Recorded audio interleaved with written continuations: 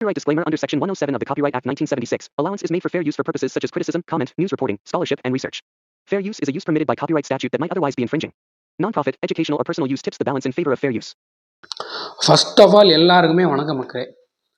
நீங்கள் இப்போ இது வரைக்கும் பார்க்காதவங்க, இதுக்கப்புறம் புதுசாக பார்க்குறவங்க யாராக இருந்தாலுமே சரி, நம்ம நண்பிகள் யாராக இருந்தாலும் சரி, யாராக இருந்தாலும் நம்ம சேனலை ஃபர்தராக ஃபாலோ பண்ணுங்கள். அரசியல் உண்மைகள் மட்டுமே பேசுகிற நம்ம வீடியோவை தொடர்ந்து சப்போர்ட் பண்ணுங்கள். சப்ஸ்கிரைப் பண்ணிக்கோங்க, பெல் பட்டன் கிளிக் பண்ணிக்கோங்க. அப்படி தான் தொடர்ந்து நம்ம வீடியோ உங்களுக்கு கூடிய விரைவில் வந்து சேரும். வாங்க இப்போ நம்ம வீடியோக்குள்ளே போகலாம். ஃபர்ஸ்ட் ஆஃப் ஆல் எல்லாருக்கும் உற்சாக வணக்கம் மக்களே.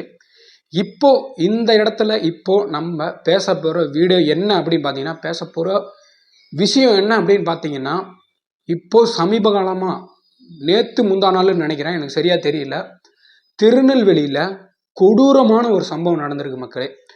இது வரைக்கும் நம்ம நிறைய விஷயங்கள் பார்த்துருப்போம். தமிழ்நாட்டில் நடக்கிற அசம்பாவிதங்கள், கொலை, கொள்ளை, ட்ரக்ஸ் அடிக்ட்டு, சரக்கில் அடிக்ட் ஆனவங்க, நிறைய விஷயங்கள் இருக்குது தமிழ்நாட்டில். சொல்லணுன்னா ஏகப்பட்ட விஷயங்கள் இருக்குது தமிழ்நாட்டில் சொன்னால். அது முக்கியமாக இந்த திமுக ஆட்சியில், திராவிட மாடல் ஆட்சியில், கேடுகட்ட ஆட்சியில் ரொம்ப கேவலமாக நடந்திருக்கிறது நம்ம நிறையா பார்த்துருக்கோம். நிறைய நம்ம வீடியோ போட்டிருக்கோம். தொடர்ந்து பாருங்கள், வீடியோ நிறையா நம்ம சேனலில் வீடியோ இருக்குது.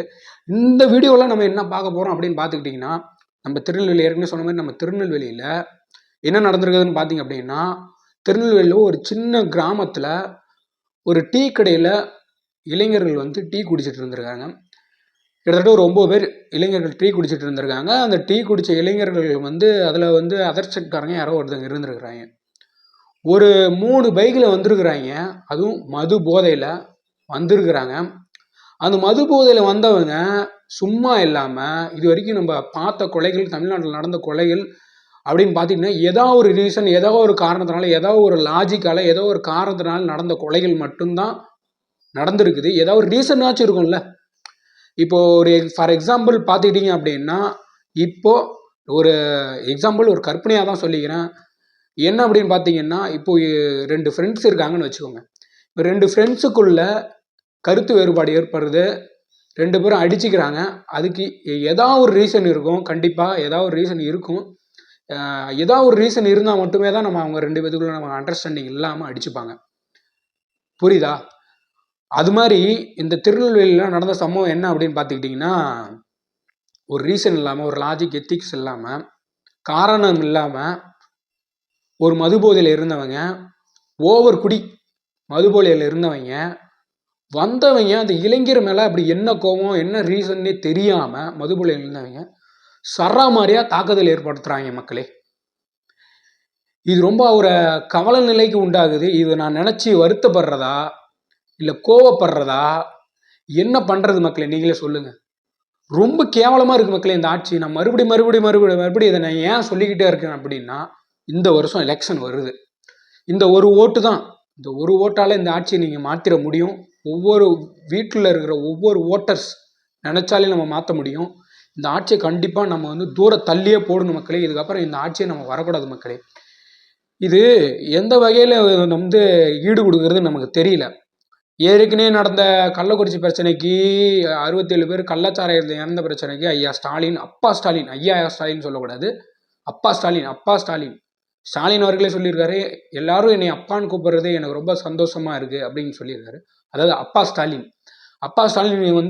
கள்ளக்குறிச்சி நடந்த பிரச்சனைக்கே போகல, கரூர் நடந்த பிரச்சனைக்கு வந்தார். அது காரணம் அண்ணன் விஜய் அவர்கள் தலைமையில் பிரச்சாரம் நடந்ததால். சரி, அது வேணாம், அந்த டாபிக் இப்போ நம்ம பேசணும்னா ஒரு எக்ஸாம்பிளுக்கு சொல்லியிருந்தேன்.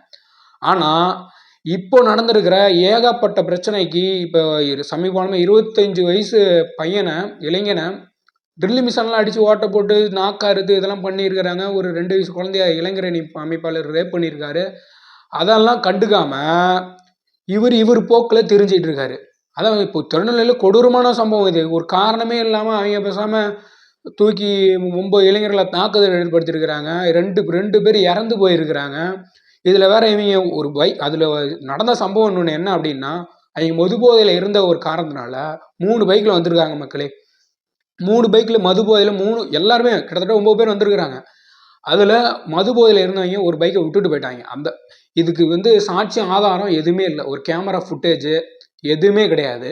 அந்த பைக் ஒன்று மட்டும்தான் ஆதாரம். இதை வச்சு தான் கண்டுபிடிக்கணும்னு நான் ரொம்ப ரொம்ப வேண்டி கெஞ்சி கேட்டுக்கிறேன். நான் அந்த போலீஸாரிடம் கெஞ்சி கேட்டுக்கிறேன். நான் காவல்துறையினரிடம் கெஞ்சி கேட்டுக்கிறேன். சத்தியமாக தயவு செய்து சட்டம் ஒழுங்கு ரொம்ப சீரழிஞ்சு போய் கிடக்குது. இது வந்து ரொம்ப ரொம்ப வருந்தத்தக்க செயலாக இருக்குது. அந்த திருநெல்வேலி மக்கள் வந்து என்ன பண்ணிடுறாங்கன்னா, கண்டன ஆர்ப்பாட்டம் ஏற்படுத்தியிருக்காங்க. மக்களை களத்தில் இறங்கி போராட ஆரம்பிச்சிட்டாங்க. முற்றிலும் உண்மை மக்களே, இது நடந்துகிட்டு இருக்குது. இந்த ஆட்சியில் மட்டும்தான் இப்படி நடக்குது. உண்மை உண்மை உண்மை இது உண்மையில் முற்றிலும் உண்மை மக்களே. இந்த ஆட்சியில் மட்டும்தான் இவ்வளோ கொடூரமான ஒரு ஆட்சி நடந்துகிட்டு இருக்கின்ற. சட்ட ஒழுங்கு சுத்தமாக சரியில்லை மக்களே. சட்ட ஒழுங்கு சுத்தமாக சரியில்லை மக்களே. இது வந்து பெண்களுக்காக இருக்கட்டும், இந்த ரேப் கேஸாக இருக்கட்டும், கஞ்சா, மதுபோதை, ட்ரக்ஸு, கொக்கைனு எல்லாமே ஏகப்பட்ட விஷயங்கள் இந்த ஆட்சியில் மட்டும்தான் நடக்குது. முழுக்க முழுக்க இந்த ஆட்சியில் மட்டும்தான் நடக்குது.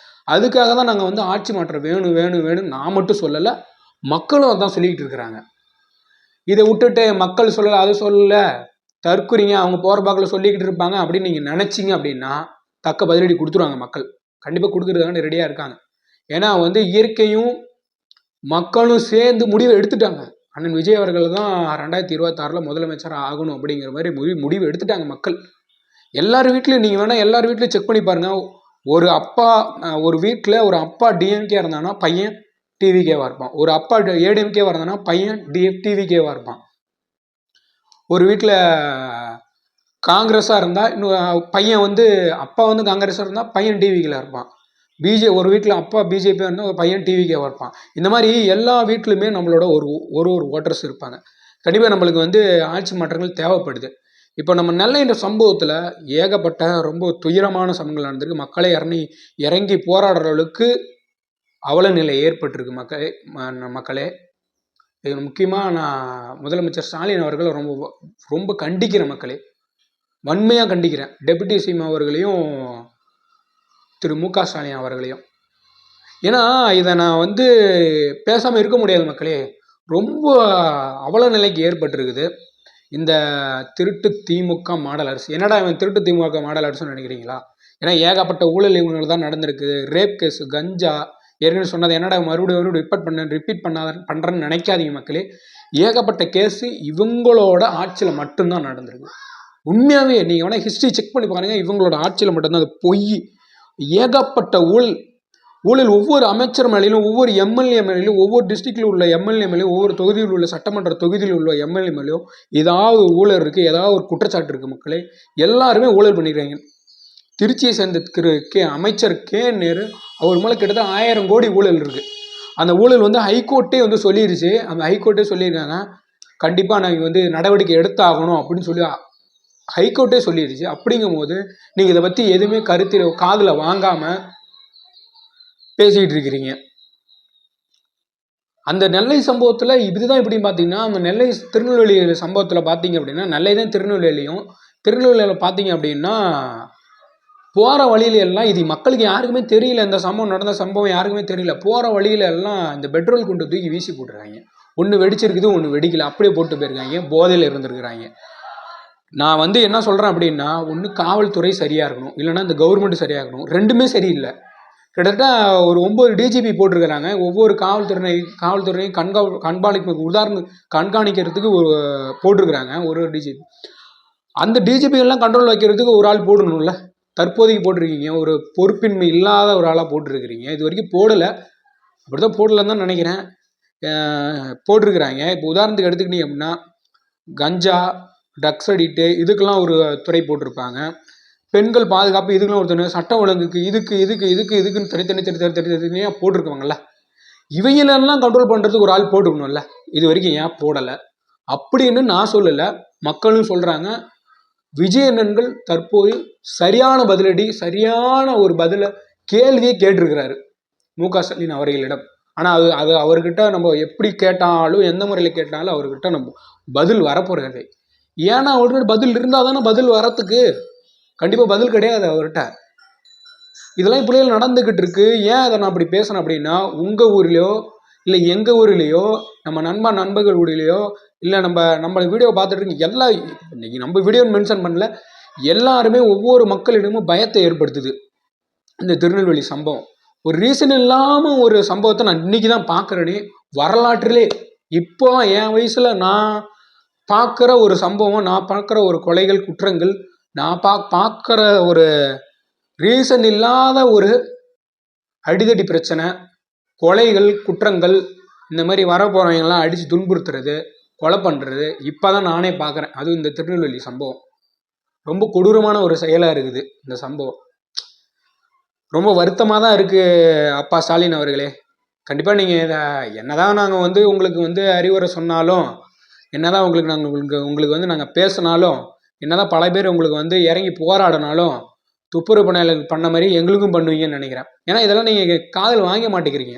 கேட்டால் வர எப்படி காலரை தூக்கி விட்டு சொல்கிறீங்க, எந்த கொம்பனாலையும் எங்களை மாதிரி ஆட்சி கொடுக்க முடியாது அப்படின்னு சொல்லிக்கிட்டு இருக்கிறீங்க. உங்களுக்கே நியாயமாக இருக்குதா இதெல்லாம்? ரொம்ப கேவலமாக இருக்குது அப்பா ஸ்டாலின் அவர்களே. இதெல்லாம் நியாயமே இல்லை அவர்களே. வெக்கக்கடா இருக்குது இந்த ஆட்சி. சி, ரொம்ப கேவலமாக இருக்குது அவர்களே, ஸ்டாலின் அப்பா அவர்களே. இதில் வேற சிங்கார சென்னை, சிங்கப்பூர் சென்னை, ஒழுங்காக ஆட்சி நடத்திக்கலாம். ஒழுங்காக ஆட்சி நீங்கள் ஒழுங்காக ஆட்சி நடத்தலாம். ஏன் மக்கள் அதர் கட்சிக்கு போய் ஓட்டு போட போகிறாங்க? ஏன் நீங்கள் ஒழுங்காக செஞ்சா? இதில் 5000 பணத்தை கொடுத்துட்டு மக்கள்கிட்ட காசு கொடுத்து ஓட்டு வாங்கிடலாம்னு நினைக்கிறீங்களா? கண்டிப்பாக அதுக்கு வாய்ப்பே கிடையாது. முன்ன இருந்த தேர்தல் வேற, இப்போ நடக்க போகிற 2026 தேர்தல் வேற. கண்டிப்பாக வேற மாதிரி இருக்க போகுது இந்த தேர்தல். 4 முனை போட்டியாக இருக்க போகுது. ஒன்று டிவிகே, இன்னொன்று டிஎம்கே.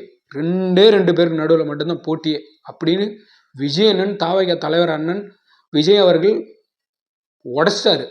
ஒன்று டிவிகே, இன்னொன்று டிஎம்கே அப்படிங்கிற மாதிரி மக்களும் சொல்ல ஆரம்பிச்சிட்டாங்க. இதனால அவர் மட்டும்தான் சொல்கிறாருன்னு நினச்சிட்டு இருந்தோம். மக்களும் அதே ரிப்பீட் பண்ண ஆரம்பித்தாங்க. ரிப்பீட் பண்ண ஆரம்பிச்சிட்டாங்க மக்களே. கண்டிப்பாக டிஎம்கே ஆட்சி கண்டிப்பாக வரமாட்டாங்க. ஒளிஞ்சுது இதோட. 2026 க்ளோஸ்.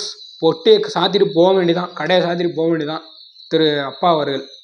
இது வரைக்கும் நீங்கள் பண்ணதல் போதும், ஊழல் பண்ணது போதும், பெண்கள் பாதுகாப்பின்மை இல்லாமல் இருக்குது, நீட்டை ஒழிக்கிறீங்கன்னு சொன்னீங்க, அதை ஒழிக்கல. விவசாயிகளுக்கு வாக்குறுதி கொடுத்தீங்க, அதை பண்ணல. எஜுகேஷனோட தள்ளுபடி பண்ணுறேன்னு சொன்னீங்க, அதை பண்ணல. எதையுமே பண்ணல. வாயை திறந்தா பொய், எது திறந்தாலும் பொய். நம்ம விஜயண்ணன் அவர்கள் ஒரு ட்விட் ஒன்று போட்டிருந்தார். அதை பற்றி பார்ப்போமா? இப்போது என்ன ட்விட்டு அப்படின்னு பார்த்துக்கிட்டீங்க அப்படின்னா நிறைய கேள்விகள் எழுப்பியிருக்கிறாரு. அதை பார்ப்போம் வாங்க.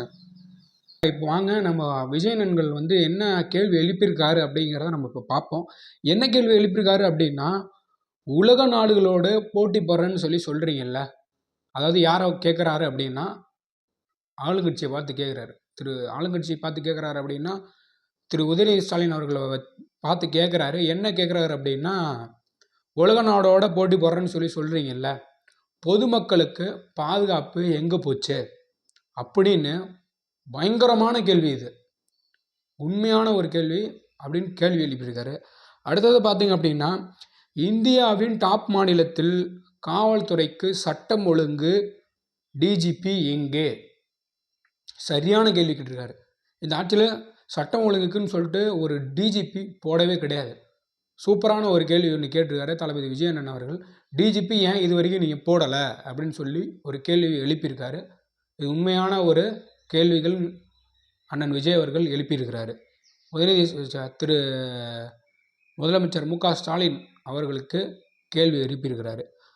அடுத்தது என்ன கேள்வி எழுப்பியிருக்காரு அப்படின்னா, நம்பர் 1 மாநிலம் என்று தம்பட்டம் அடித்து கொள்ளும்